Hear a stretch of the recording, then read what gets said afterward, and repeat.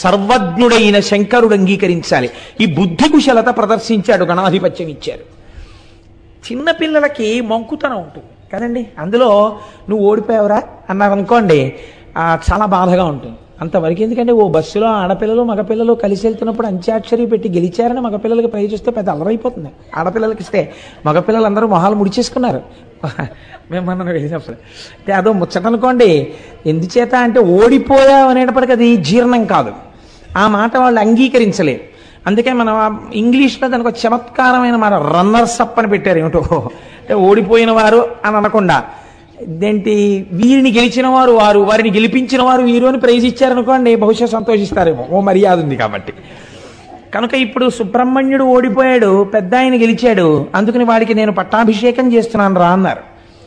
అంటే అది అంగీకరించలేని అజ్ఞాని సుబ్రహ్మణ్యుడు కాడు.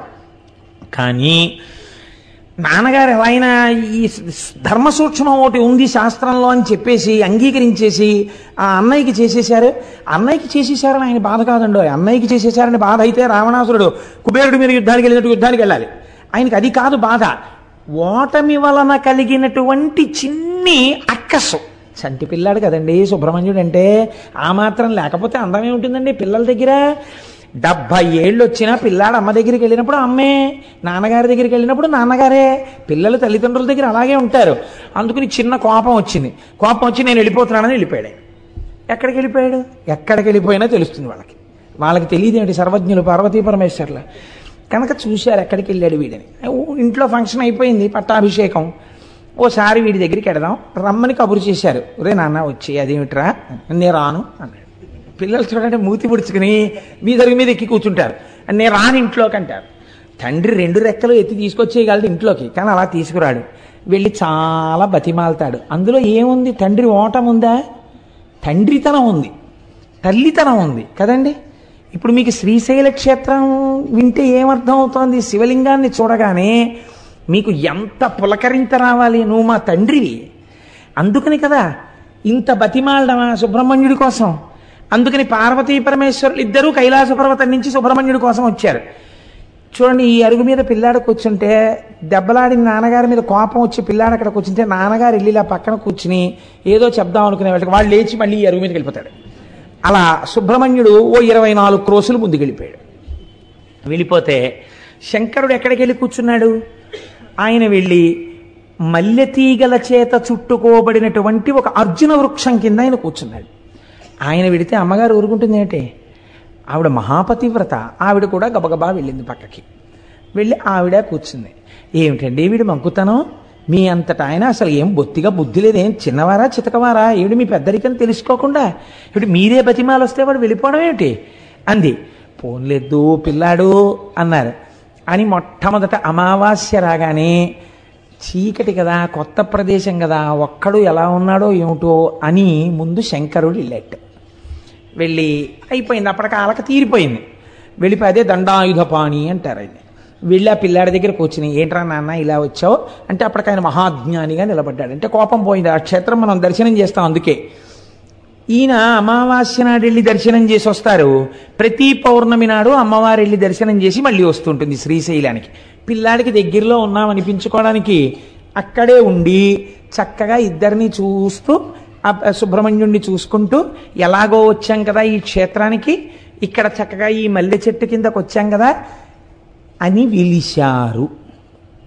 ఎవరు ప్రార్థించారని పిలిచారు?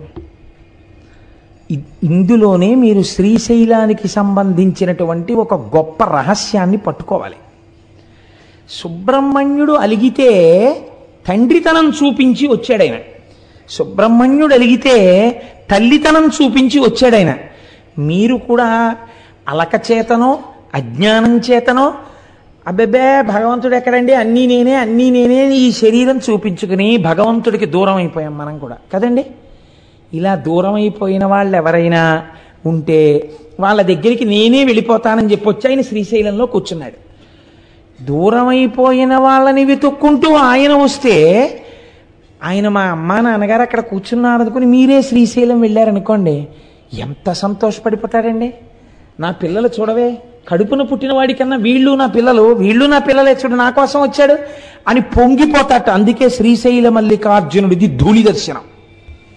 ధూళి దర్శనం అంటే మీరు కాకినాడలో బయలుదేరి శ్రీశైలం వెళ్లే లోపల 10 గంటలో 15 గంటలో నిద్రపోతారు. ఏ బట్టలో కట్టుకుని ఏ హోటల్లోకో వెళ్ళి అన్నం తినేస్తారు. ఆ పచ్చడి గిచ్చడి మీద పోసేసుకుంటారు. 2 మాటలు మూత్ర విసర్జన చేసేస్తారు. ఇంకో మాట అవసరమైతే ఇంకొక శంక కూడా తీర్చుకుంటారు. ఆ బట్టలతో శ్రీశైలం కొండ మీద కడతారు. వెళ్ళిన తర్వాత మీరు ఒక కాటేజ్ ఏదో తీసుకుని లోపలికి వెళ్ళి స్నానం చేసి శౌచంతో వెళ్ళి శివలింగాన్ని ముట్టుకున్నారనుకోండి, కొంచెం చిన్నబుచ్చుకుంటాడు ఆయన. ఏమిటంత శౌచంగా వచ్చాడు వీడు అని. మీరు ఆ శ్రీశైల క్షేత్రానికి వెళ్ళగానే కాళ్ళ నిండా మట్టి పట్టేసి కాళ్ళు కడుక్కోకుండా, చేతులు కడుక్కోకుండా, స్నానం చేయకుండా పూర్తి చేసుకున్న శరీరంతో, అనగా దూరదేశం నుంచి వెళుతున్నారనుకోండి, ఎంత అశౌచం అండి. మరి మలమూత్ర విసర్జన చేసిన శరీరం ఎంత అశౌచంతో కూడుకున్నది. పైగా మీరు కొంతసేపు నిద్రపోయారు బస్సులో, రైల్లో. నిద్ర ఎంత అశౌచం వస్తుంది. ఎందుకంటే కొన్ని శరీరంలోంచి విసర్జింపబడవలసినవి బయటికి వస్తాయి. నిద్రపోతే పుసులు కడతాయి కళ్ళు. ఇటువంటివన్నీ ఏర్పడినప్పుడు మళ్ళీ స్నానం చేసి కానీ దేవాలయంలోకి వెళ్ళకూడదు.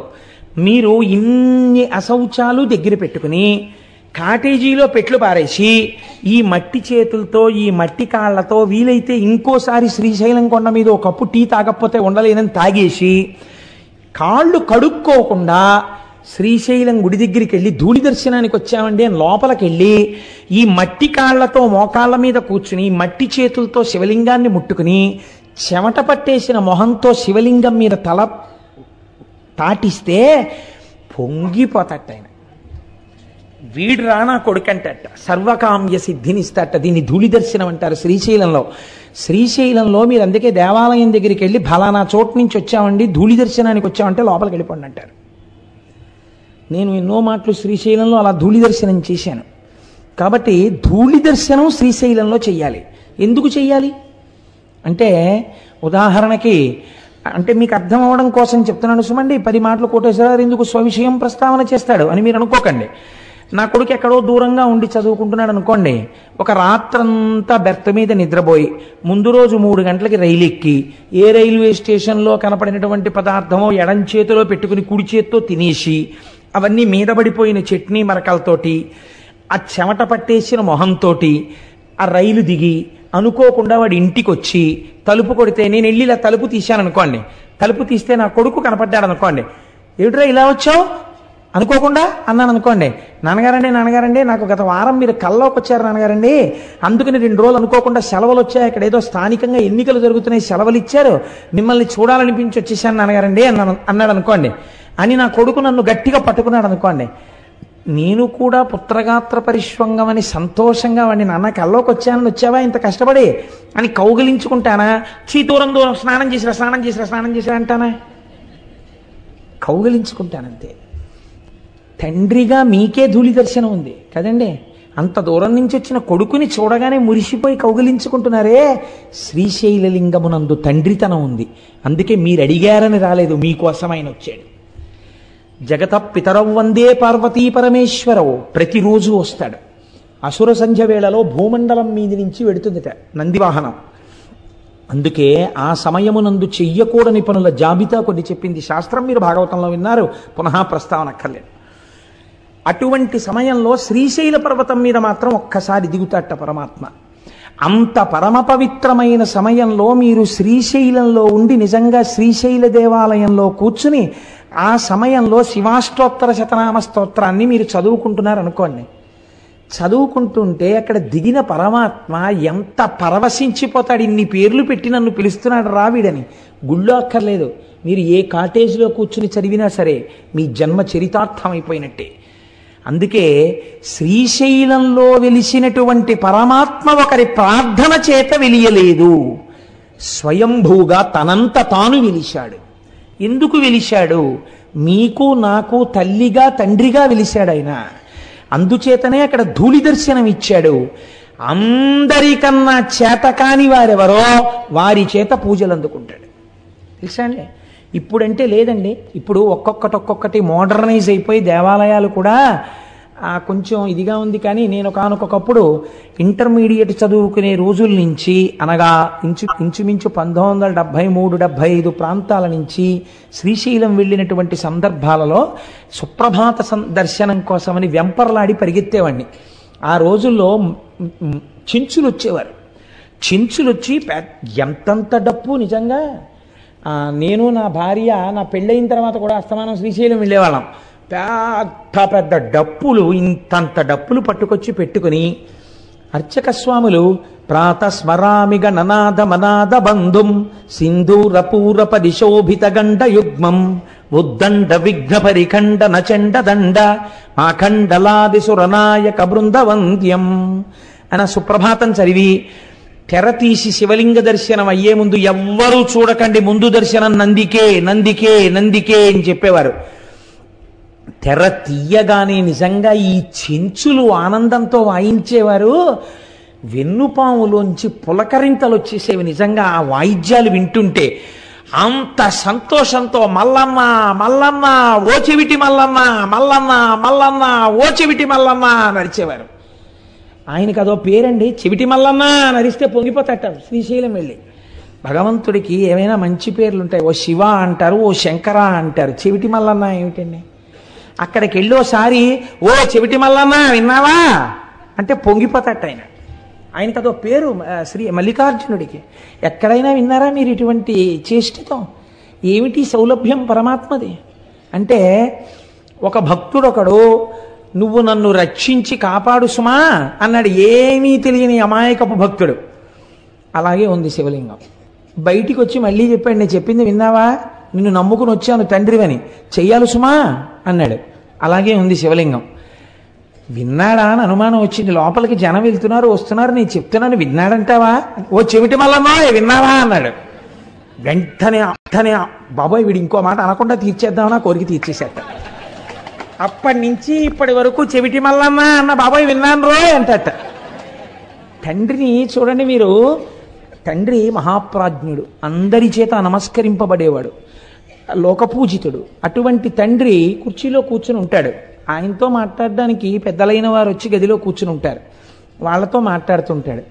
ఓ 3 ఏళ్ల మనవడు, వాడికి ఏం తెలియదు, వచ్చి తాతగారండి తాతగారండి అంటే, లేకపోతే కొడుకు అనుకోండి పోని, నాన్నగారండి నాన్నగారండి నాన్నగారండి అని పిలుస్తాడు. ఉండు ఉండు మాట్లాడుతున్నాను కదా కాసేపు అలా ఉండు అంటాడు తండ్రి. వాడు చూసి తండ్రి అంతకీ వింటలేదని ఆ కుర్చీ మించి మెల్లిగా ఏదో కొండెక్కేసినట్టుగా పొడుగాటి కాలు మించి తొడ మీదకి ఎక్కేసి ఇలా కంఠం పట్టుకు నిలబడితే పడిపోతామని తండ్రి ఇలా వాడి నడుం చుట్టూ చెయ్యేసి పట్టుకుంటే ఆయన చెవులో పెట్టి వేలు, నాన్నగారండి నాన్నగారండి అని ఆయన మొహం పెట్టుకుని ఇలా అడ్డొచ్చేసి, నాన్నగారండి నాన్నగారండి ఉండు నాన్న మాట్లాడుతున్నానా అంటాడు తండ్రి. అంటుంటే ఆఖరికి నాన్నగారండి అని ఇలా కొడతారు. బా ఏమిట్రా అంటాడు తండ్రి. అంతేగాని పోలీస్ స్టేషన్లో కేసు ఎట్టేస్తాడు ఏంటి? ఏమిటి అంటే, నీకు చెప్పింది వినరే అంటాడు వాడు. సరే చెప్పు ఏమిటి? ఇంతమందిలో వాడు అంటాడు, ఇందాక నుంచి చెప్పాను మీరు వింటే కదా చూడా అంటే, పోన్లేరా చెవుడి చెప్పు ఏమిటి అంటే, మీరు నాకు జామకాయ తెస్తానన్నారు సాయంకాలం, తెస్తానులే తప్పకుండా తీసుకొస్తాను, దిగు వెళ్ళు మీ అమ్మ దగ్గరికి అంటే. అంతేగాని తండ్రి కోపగించేసుకున్నాడా, పోలీస్ స్టేషన్లో కేసు ఎట్టాడా, లేకపోతే తిరిగి కొట్టేశాడా? తండ్రితనం శ్రీశైలంలో కూడా అంతగా ఉంటుంది. సామాన్యమైన తండ్రికే అంత ప్రేమ ఉంటే మా స్వామి శ్రీశైల మల్లికార్జునుడికి ఎంత ప్రేమ ఉంటుందండి.